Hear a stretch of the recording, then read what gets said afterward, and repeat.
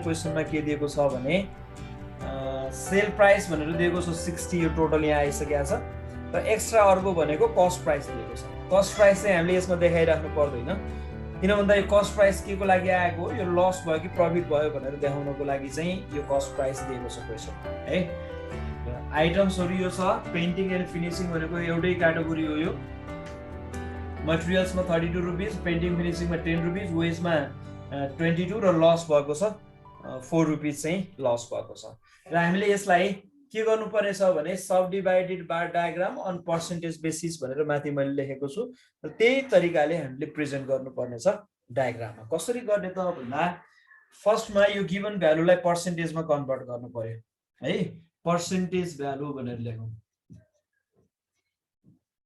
पर्सेन्टेजमा। Percentage भनेको यो 32 टोटलको 60 को कति पर्सेन्ट हो भनेर निकाल्नु पर्यो।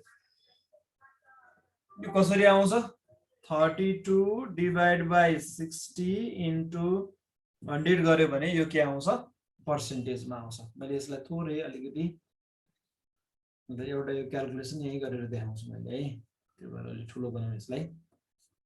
यसरी 32/60 इन्टु 100 गर्यो भने यो कति आउँछ, 53.33 हो। 53.33 यो पर्सेन्टेजमा है। त्यस्तै अर्को 10/60 इन्टु 100 गर्यो भने यो 16.67 हो। त्यसपछि अर्को 22/60 इन्टु 100 गर्यो भने 36.67 र -4/60 इन्टु 100% गर्यो भने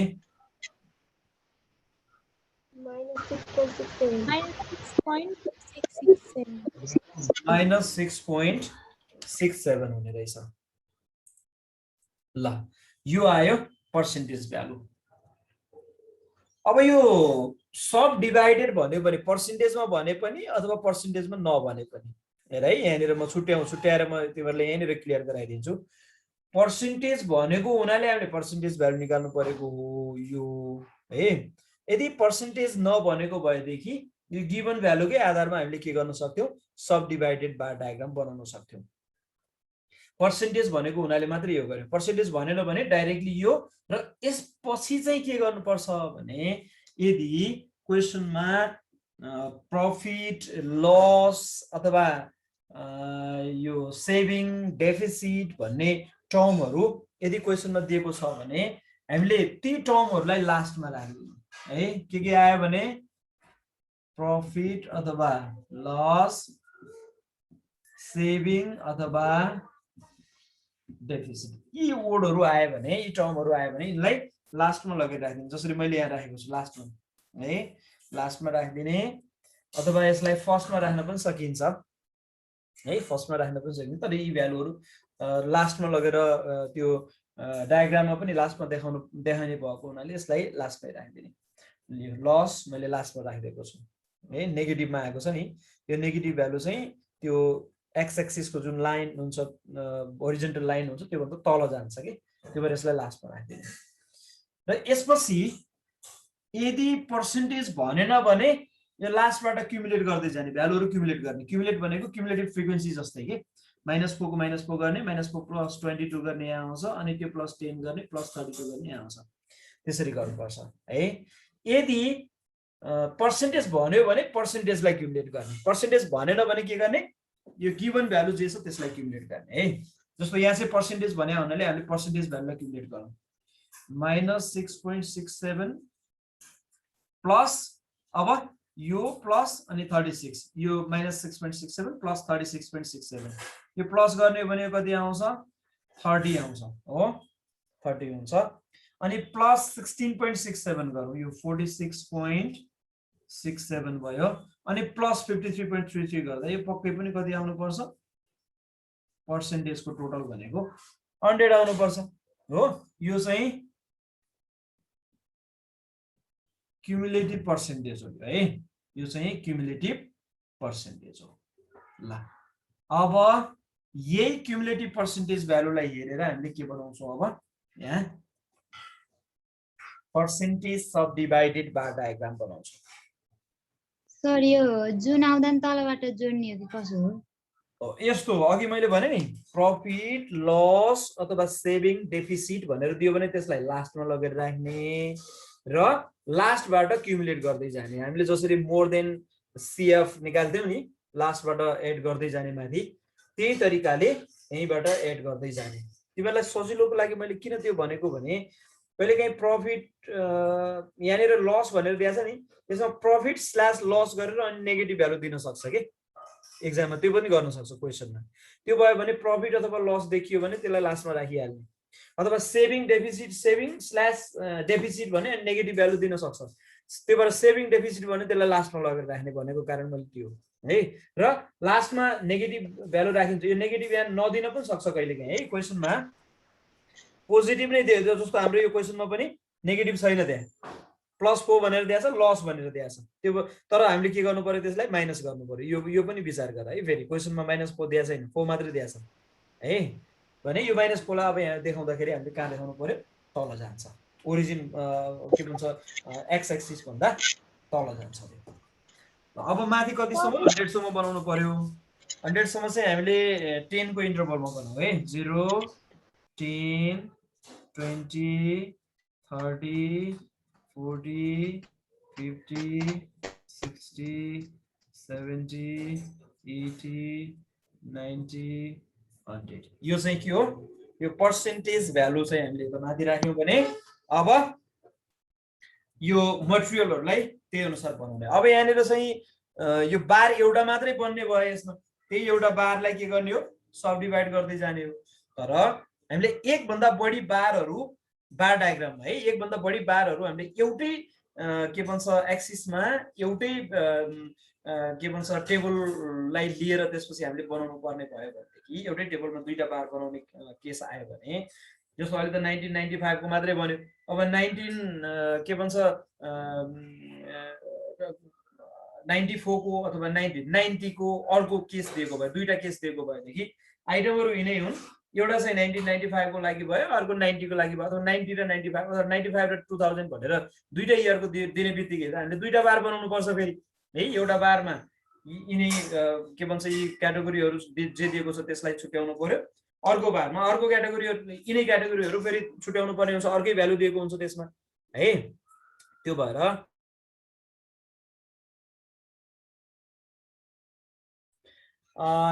यो एउटा मात्रै बार दिएको केसमा चाहिँ त्यो समस्या आउँदैन। तर पनि मैले अहिले तिमीहरूलाई के भन्न खोजेको भने, यदि दुईवटा बारहरु सँगै बनाउनु पर्ने भयो भने पहिलो बार ओरिजिनबाट जति टाढा बनाएको छ दोस्रो बार बनाउने बेलामा यो डिस्टेन्सको डबल डिस्टेन्समा अर्को सेकेन्ड बार बनाउनु पर्छ। त्यो कुरा याद गर फेरि, त्यो सिम्पल बार डायग्राममा पनि हो, मल्टिपलमा पनि हो, सब डिभाइडेडमा पनि हो। यो तीनवटै टाइपको सब डिभाइडेड मात्रै पनि हुन्छ अथवा पर्सेन्टेज मात्रै पनि भन्छ, यसमा चाहिँ त्यो याद गर्नुपर्छ है। अहिलेलाई त्यो समस्या छैन किनभने एउटा मात्रै बार छ, जति ग्यापमा बनाए पनि हुन्छ। तर दुईवटा बार बनाउनु पर्ने भयो भने चाहिँ यसको डबल डिस्टेन्स भनेको ओरिजिनबाट पहिलो बार जति डिस्टेन्समा 0.5 सेन्टिमिटर यहाँ राखेको छ भने अब यो बार बनाइसकेपछि अर्को सेकेन्ड बार बनाउने बेलामा 1 सेन्टिमिटर गर्नु पर्यो के, यता 0.5 छ भने त्यसको डबल गर्नु पर्यो। अनि फेरि थर्ड बनाउनु पर्यो, तेस्रो पनि बनाउनु पर्ने भयो भने फेरि यो पहिलो र दोस्रोको बीचमा जति ग्याप राखेछ त्यति नै ग्याप राख्दै हुन्छ है। फेरि थर्ड बनाउनु पर्यो भने फेरि त्यसमा पनि यसको डबल गर्दै जाने होइन, फर्स्ट र सेकेन्डको बीचमा जति ग्याप राखेको छ सेकेन्ड र थर्डको बीचमा पनि त्यति नै ग्याप राख्ने फेरि त्यसभन्दा पछाडि। तर पहिलो र दोस्रोको बीचमा चाहिँ त्यो याद गर्नु पर्यो। अब यसको हाइट कति हुन्छ, हाइट भनेको यसको 100 कै हुने भयो यसरी। ल यो चाहिँ 100% यसले रिप्रेजेन्ट गर्यो। त्यसपछि -6.67 पनि यसमा देखाउनु पर्ने छ हामीले। त्यो भएर के गरौँ भने यो -6.67 को लागि यो 0 भयो, मैले -10 चाहिँ यता बनाएँ है, -10 6.67 भनेको लगभग 5 भन्दा अलिकति तलपट्टि आउने गरेर यसरी बनाउनु पर्यो। 6.67 यो नेगेटिभ भ्यालुलाई हामीले तल राख्दैनौँ है, y एक्सिसको एक्स एक्सिस भन्दा तलपट्टि नेगेटिभ भ्यालु आउने गरेर। अब माथि कहाँ काट्ने त अब यसलाई हेर है, अब यो पोइन्टहरुमा काट्दै जाने हो। -6.67 त तल भइहाल्यो ल, सकिहाल्यो। त्यसभन्दा माथि अब कहाँ काट्ने भन्दा यो क्युमुलेटिभमा अगाडि कहीँ हेर्नु पर्दैन है। क्युमुलेट गरिसकेपछि यिनी क्युमुलेटिभ भ्यालुहरु हेर्ने, जहाँ जहाँ आएको छ त्यही काट्दै जाने। 30 मा काट्दियो भयो एउटा यसरी।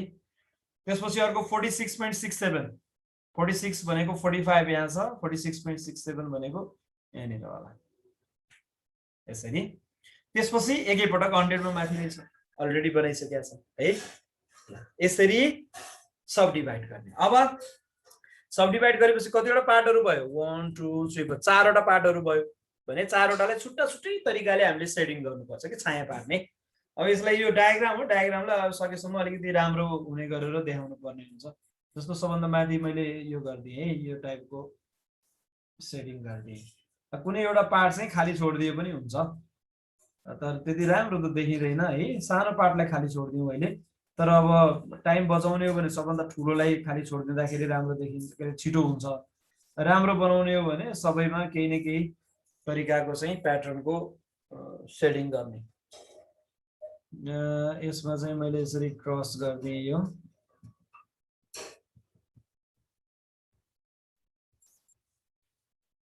यसमा डट लगाइदिएँ मैले यसरी।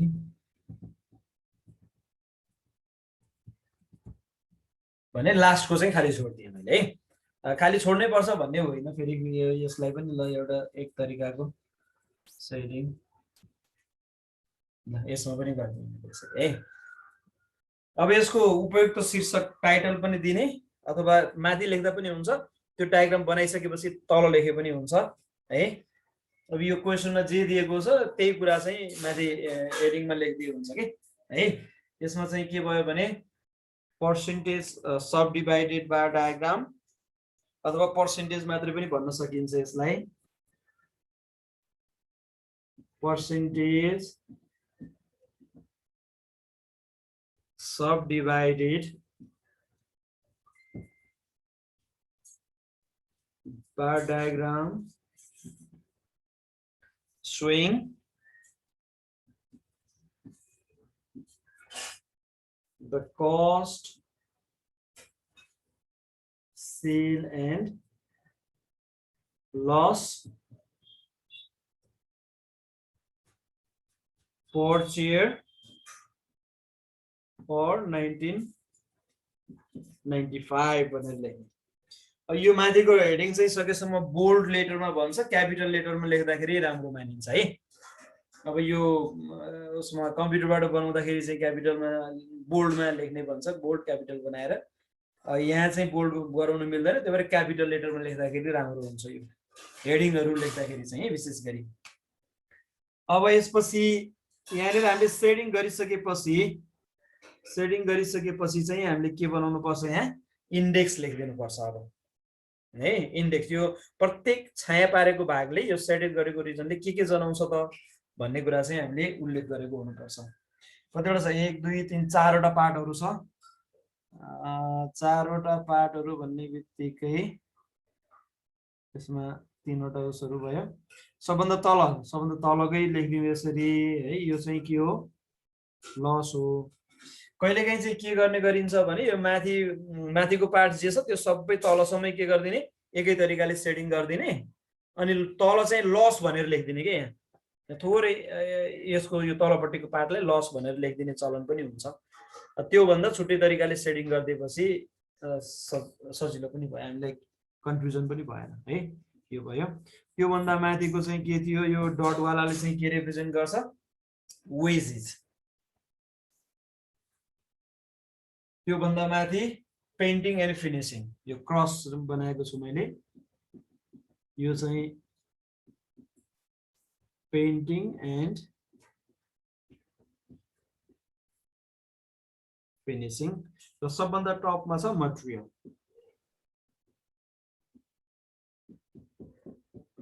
यो चाहिँ मटेरियल भयो ल। यो हो sub divided bar diagram on percentage basis. Percentage बेसिसमा सब डिभाइडेड बार डायग्राम बनाउने तरिका चाहिँ यो हो।